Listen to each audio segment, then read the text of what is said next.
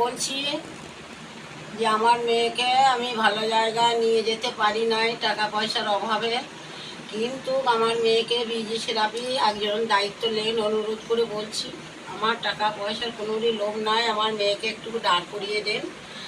আর ভালো ডাক্তার আমি দেখাইতে পারি নাই পয়সার অভাবে, আমি অত দূর ভালো ডাক্তারের কাছে যেতে পারি নাই, কিন্তু আপনাদের কাছে যে আমি গিয়েছি এটাই আমার ধন্যবাদ।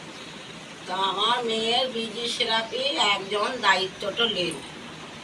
আমি আর টাকা পয়সার আমার কোনো লোভ নাই, শুধু আমার মেয়েকে দাঁড় করিয়ে দিন, আর কিচ্ছু নাই। কিন্তু বিজি থেরাপি একজনের দায়িত্বটা নেন। আমরা এই অসহায় মেয়ে যদি হেঁটে গেলে বসে থাকে তাহলে মায়ের কি আর ভালো লাগে?